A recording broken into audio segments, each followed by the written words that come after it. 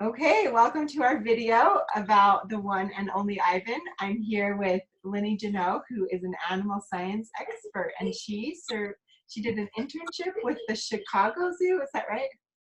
It's actually called the Brookfield Zoo in Chicago, right outside of Chicago. Yeah, and she lives on a farm, and a working farm, and raises her family there. And let's see, you have six children? Five. Five. I have five kids. They're 15 down to 5 years old, and they've been taking care of animals kind of their whole life. Yep. So she's been in charge of taking care of animals herself and taught her kids to take care of animals too. So Lynnie, will you tell us some things that is important to know when we are taking care of animals, if we decide to take that on as a thing that we're doing? I think, yeah. So I kind of grew up in a city. I guess most of you kids probably have ag backgrounds, and you're kind of from farms, so you've probably been around animals most of your life. But I grew up in the city, in suburbs of Washington, D.C. when I was a little kid, and I desperately wanted an animal in my life, desperately, somehow, a cat, a dog, a hamster. And so when I was a kid, I finally convinced my parents to let me have an animal. And at first I started with like a hamster. I had a couple different hamsters, and sadly, I was not the best at taking care of them, and I forgot to feed them frequently. And so I remember that in one circumstance, my animals, like my mom realized, and she said, "Lynnie, how long has it been since you fed this animal?" And I went, "Oh, I don't know. It was on Christmas Eve, I think." And it turned out that I hadn't fed it for a few days, and I hadn't watered it, most important.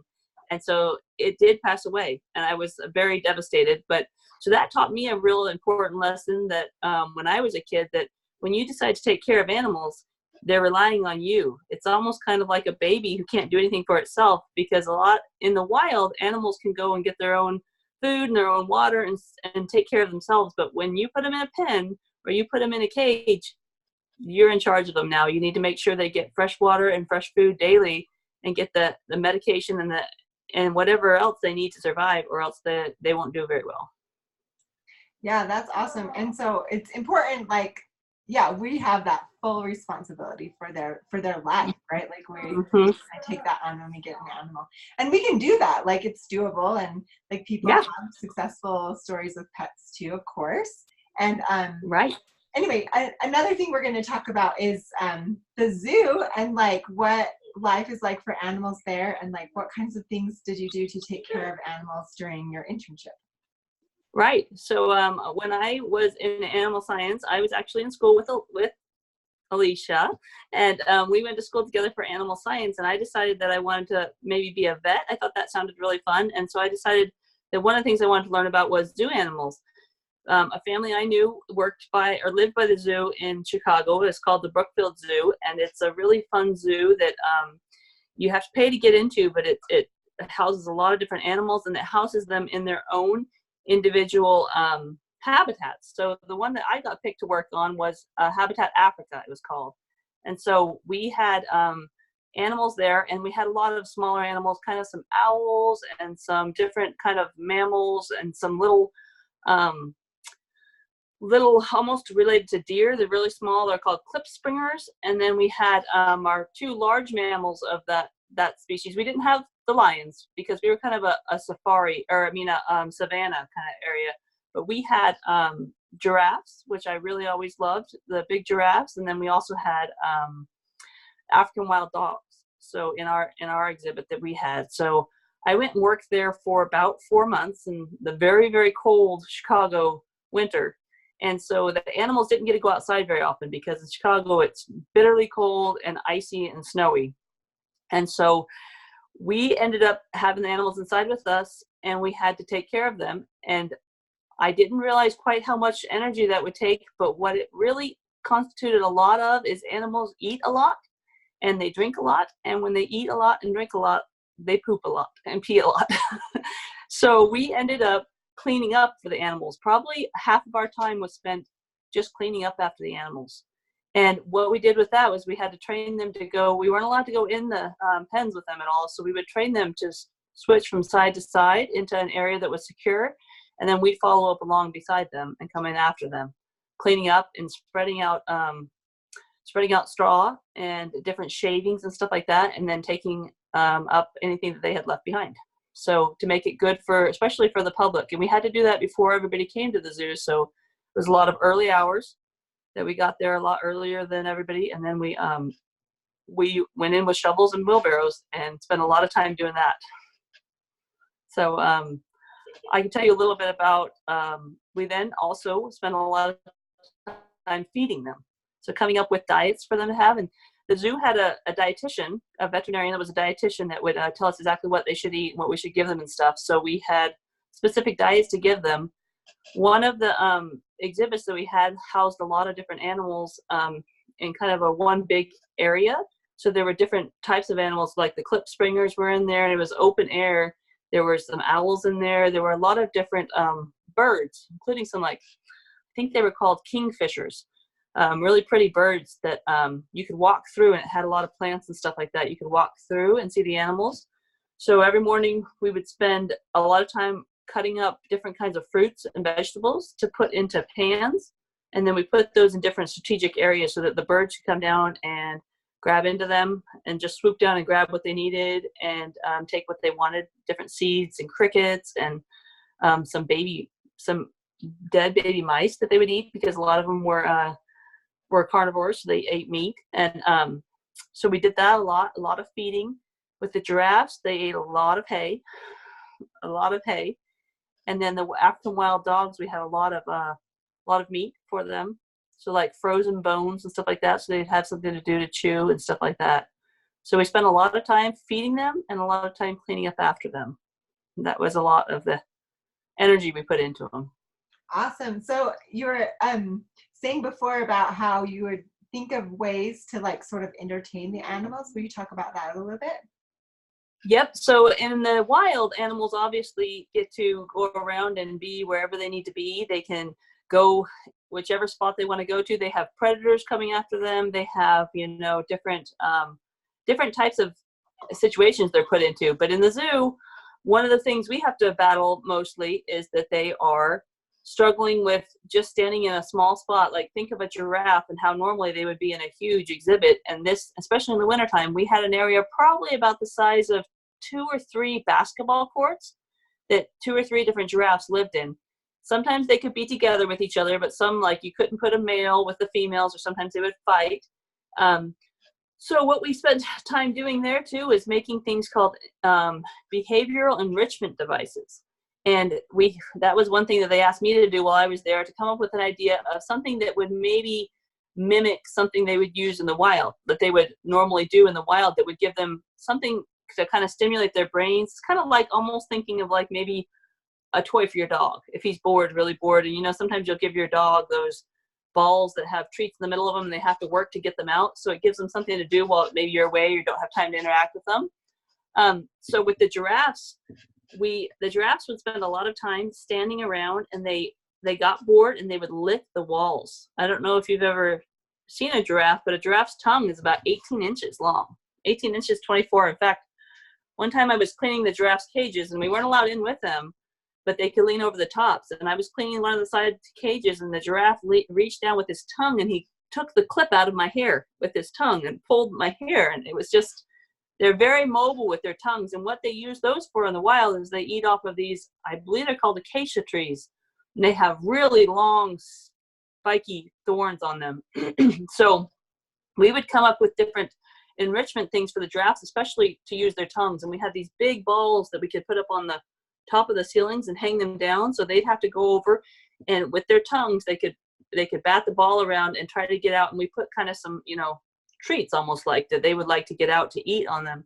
So we put those in there. And I remember we made a maze that they had to get through, and they had to kind of move the treat around the maze in order to get the treat out with their tongue. So they used it almost like you would play with a ball of some sort. So that was a lot of time we'd spend doing something to give them something to get their energy out and to stimulate their brain.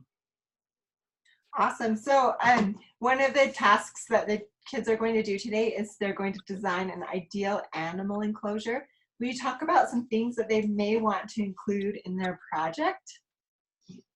Yes. So, so that would be really cool. I know I go to the Washington D.C. Zoo up here a lot. It's part of the Smithsonian Institute, and they actually don't have giraffes anymore because they felt like they couldn't take care of them very well up here.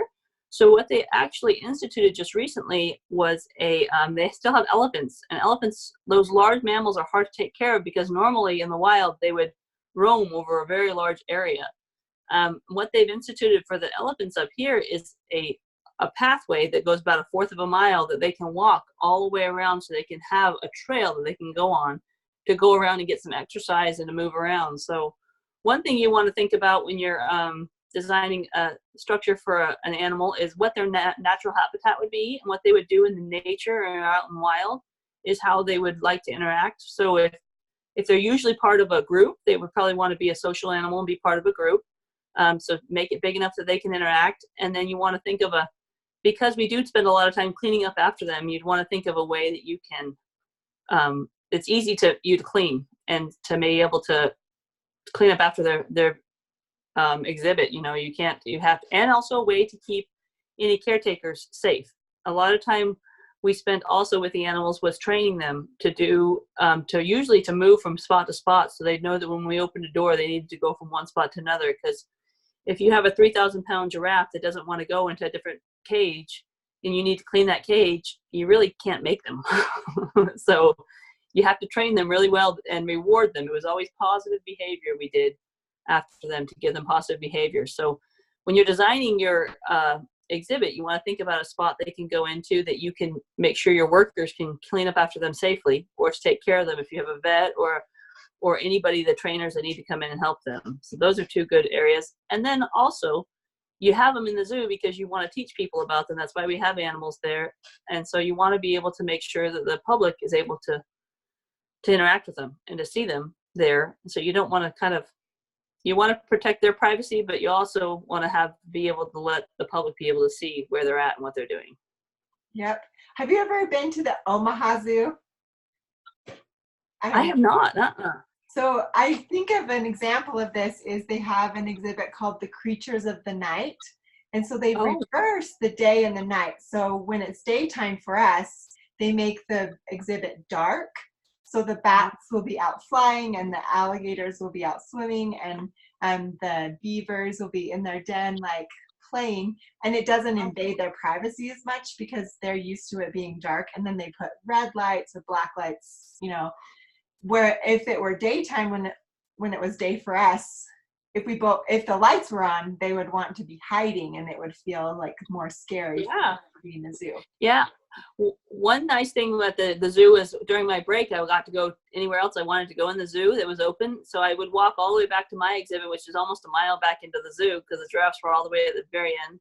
And then during the day or during my lunch, I was able to go see other spots. And one of my favorite spots to go to was, I think they called it the Rainforest. And when you walked in and you were at the very top. It was like you were at the very top of a rainforest. And down underneath you, they had pygmy hippos down in the water in the river, and they had all these different animals. They had a lot of different types of monkeys, and they had the gorillas in there, and they had kind of in different areas, but they had birds that were free to fly all the way. And this area was probably, goodness, it was the size of like almost half of a football field area. I mean, probably a big football field, but almost like a big stadium you've been in. And you start at the top, and as you worked your way down, you went down and you'd walk down further to go down to the bottom of it. And it started out, you were probably 50 feet, 60 feet in the air and looking down on the animals, and you could slowly go down. And that was a really cool exhibit because it showed you them in more of a natural habitat of how they would live. And that's cool too, because rainforests are sort of in different levels, right? There's some animals that just stay in the treetop. There's ground dwelling animals and everything in between. Right. You can walk and see all the different heights of animals in that experience. That's really cool. Right. Yep. And all the exhibits did have outside areas, so the animals were able to get outside when they were able to, when the weather wasn't that bad. So, like the African wild dogs, when I was there, they actually had a litter of puppies. So they had 5, which was kind of unique. They were really proud of those puppies and stuff, and so they stayed inside a lot. But they did have an exhibit that you could let them out to and run. And one time, not while I was there, but I read about it afterwards, African wild dogs, I was walking through the zoo one time, and I remember looking up, and it was cold and wintry, and I was walking to my spot, and I looked up and realized, the animals out of this exhibit, because we had a whole protocol. If there was an animal that was out of an exhibit, you were supposed to call these people, you're supposed to do all this stuff. And immediately I thought that animal's out of an exhibit. And then I realized it was a deer. And the deer just ran wild in the zoo. So it wasn't an animal out, but we did have a lot of ibex and stuff like that were in outside exhibits. But this, one time the African wild dogs did have a deer that came into their pen, a younger deer, and they worked as a team and they hunted it and were able to kill it down. Not while I was there, but they told all about that. They told the story about it. So they're still wild animals. They like to act like wild animals. So you try to mimic their normal behavior as much as possible. Right. That makes sense. Well, anything else you want to share with us about your experience with the zoo, or?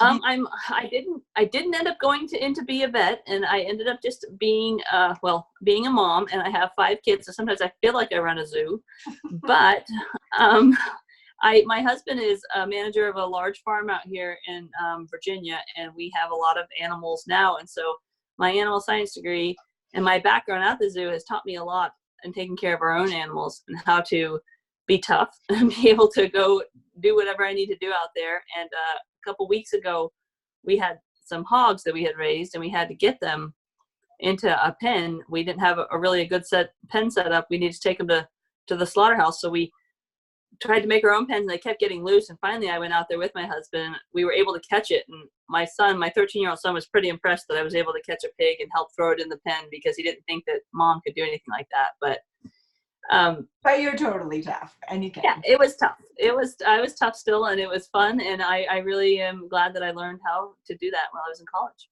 Yeah, that's awesome. I had a pig bite me once. It hurt so bad.